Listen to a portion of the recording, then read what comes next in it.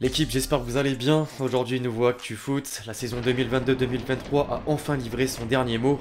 Manchester City a soulevé la coupe aux grandes oreilles. Les Citizens s'invitent pour la première fois sur le mur des champions d'Europe après 129 ans d'existence et met un terme à plus d'une décennie de labeur au niveau européen sans récompense finale. C'est néanmoins passé de peu, les hommes de Guardiola l'ont emporté sur le plus petit des scores alors que l'Inter était à deux doigts, vraiment à deux doigts de trouver le chemin défilé pour donner une autre issue au résultat. Bref, c'est le moment de revenir sur le clap de fin de l'exercice avant de faire une projection sur le suivant grâce au mercato. Le marché des transferts a ouvert ses portes et plusieurs clubs ont lancé les hostilités, à l'image du Paris Saint-Germain. Le club de la capitale est sur le point d'officialiser deux arrivées pendant que Mbappé profite aux côtés d'Ibrahimovic à Roland-Garros avant les deux prochains matchs de qualification à l'Euro 2024 contre Gibraltar, puis face à la Grèce. Les amis, je prends quelques secondes de votre temps pour vous reparler du nouveau partenaire de la chaîne, Oli, la fameuse marque de thé glacé et de boissons énergisantes qui peut vous amener un peu de fraîcheur avec les premiers jours de chaleur. Si certains sont intéressés, j'ai deux codes promo à disposition, dont le code LEXCITY5, tout attaché pour avoir 5 € de réduction sur la première commande, et le code LEXCITY pour obtenir 10% de réduction sur les futures commandes. Le lien est dans la description ou en commentaire épinglé. La Coupe d'Europe dominait l'attention au cours de ces derniers jours. Et c'est normal, mais un autre événement mérite un clin d'œil. Hier, le 17 et 18e au même nombre de points du classement de la Serie A s'affrontaient pour une place dans l'élite la saison prochaine. L'Hellas Vérone a pris le meilleur sur la Spezia pour valider son maintien, sauf qu'un fait de jeu peut enrager le perdant. Les amis, si je vous dis Suarez, Ghana, Coupe du Monde, j'ai pas besoin d'en dire plus. La scène cruelle pour les Ghanéens en 2010 est simplement reproduite avec un certain Davide Faraoni dans la position de l'Uruguayen. Mené 3-1, le relégué devait réduire l'écart à 20 minutes du coup de sifflet final. Le ballon allait entrer dans le but vide après un lob avant que le défenseur droit du promu ne le sorte avec la main. L'arbitre l'a sanctionné d'un carton rouge logique en même temps de désigner le point de pénalty. L'attaquant des Noirs et Blancs s'est alors chargé du tir à 11 mètres et le gardien de l'Hellas Vérone l'a repoussé pour conforter un score qui restera le même jusqu'au terme de la rencontre. Quel scénario, et il y a de quoi avoir des regrets.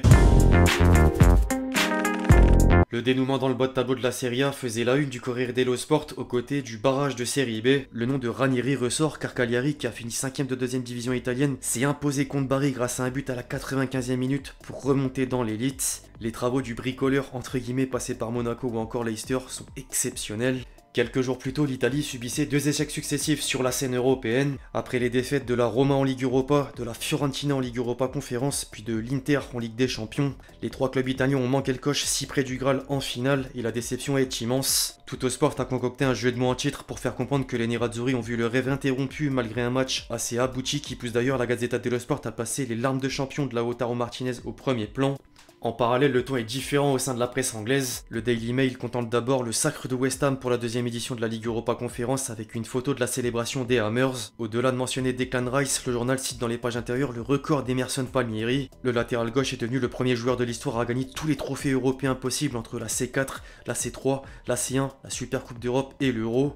Les tabloïds anglais ont ensuite enchaîné avec le meilleur des champions d'Europe. Le Manchester Evening News immortalise les scènes de joie des Citizens qui sont considérés comme des légendes sur une double première page. Le Star les décrit plutôt de héros avec un détail non négligeable sur la deuxième lettre. Manchester City est parvenu à réaliser le triplé Premier League, FA Cup, Ligue des Champions. Et l'Express écrit que les hommes de Guardiola sont des créateurs d'histoire.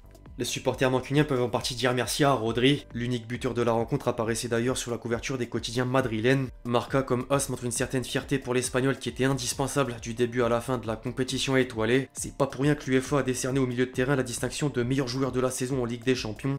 Après Rodri en Espagne, Julián Alvarez a rendu fier l'Argentine. L'attaquant n'a peut-être pas joué beaucoup de matchs, mais peut se targuer de cocher toutes les cases à 23 ans avec la Coupe du Monde en plus au palmarès. Il a en fait réalisé un quadruplé, et pas des moindres. En dehors des joueurs, sinon, c'est impossible d'ignorer la performance de l'entraîneur. Guardiola vient de réaliser un triplé de trophées pour la deuxième fois de sa carrière après le passage au Barça que Sport garde d'ailleurs en mémoire. En plus de la Catalogne, l'équipe louait également le technicien avec un jeu de mots en titre pour expliquer que c'est un Manchester à la perfection. Pep pouvait enfin lâcher un ouf de soulagement en interview d'après-match.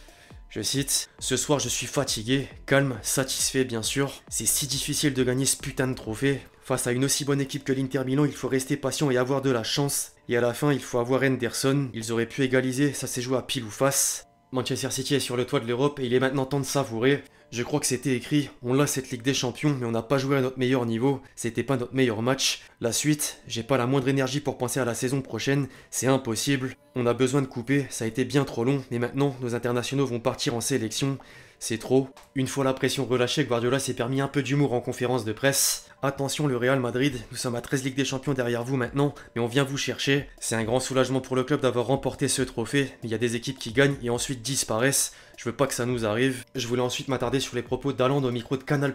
D'une part, c'est incroyable, c'est tellement d'émotions, c'est un rêve. Non, je pensais pas faire le triplé pour être honnête. Je suis venu pour avoir cette médaille. Maintenant, je peux me relaxer et oui, c'est incroyable. J'aurais pu faire mieux cette saison, j'aurais pu faire pire, mais au final, on a fait le triplé. C'était fantastique et je suis très heureux. Certains ont au moins pointé du doigt sa prestation durant la finale et il tenait à répondre sur les antennes de CBS Sports. N'oubliez pas que j'ai 22 ans, pensez à tout ce que vous faisiez à 22 ans. Dans mes rêves les plus fous, j'aurais jamais pensé à ça. Ça montre que c'est possible pour un gars qui vient d'une petite ville de Norvège. Ça donne de l'espoir aux jeunes de ma ville. C'est incroyable. Le Cyborg termine quand même meilleur buteur de la compétition étoilée avec 12 buts. L'UEFA ne pouvait d'ailleurs que l'intégrer dans les 11 types de l'édition aux côtés de 6 coéquipiers, 2 Nerazzurri et 2 Madrilènes. A noter que Kvaratskhelia est nommé meilleur jeune malgré l'élimination de Naples en quart de finale. Le crack géorgien qui se voit récompensé à l'échelle européenne après une année incroyable au niveau national avec le Scudetto. Les amis, avant de poursuivre sur le mercato parisien et marseillais, je vous demande un petit service, le même que d'habitude, celui de lâcher votre meilleur j'aime sous la vidéo. Je vois que vous répondez présent à ce moment sur la chaîne et ça fait vraiment plaisir, alors je compte vraiment sur vous pour refaire de même. Merci à tous ceux qui le feront une fois de plus.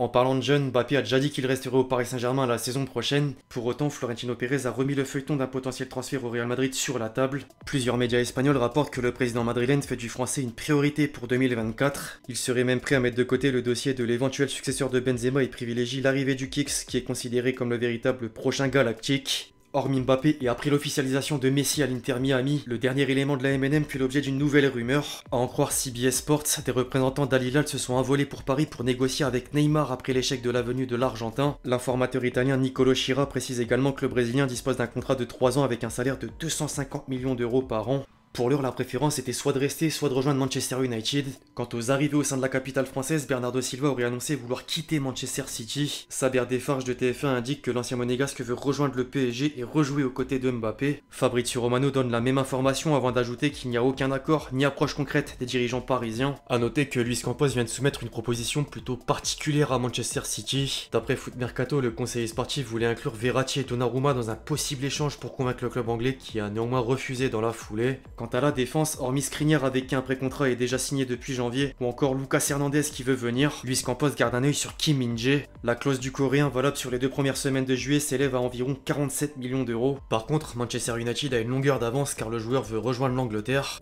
En parlant de Manchester United, le Qatar a fait une dernière offre de rachat. Le Tchèque Al Attani a transmis au propriétaire des Red Devils une 5e offre à hauteur de 5,8 milliards d'euros, une somme colossale et ultimatum pour s'accaparer 100% des parts du club. Concernant l'entraîneur ensuite, après les rumeurs de Mourinho ou encore Luis Enrique, Nagelsmann serait toujours dans les tuyaux mais sans Thierry Henry.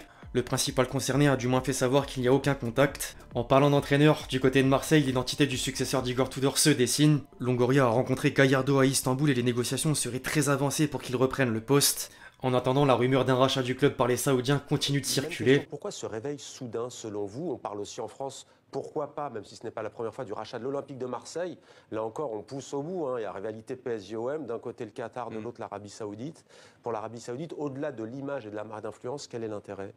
En fait, il y a une accélération, surtout depuis 2017, que finalement Mohammed Ben Salman est devenu véritablement le prince héritier de l'Arabie Saoudite et c'est lui qui gérait finalement les affaires après de cette pétromonarchie.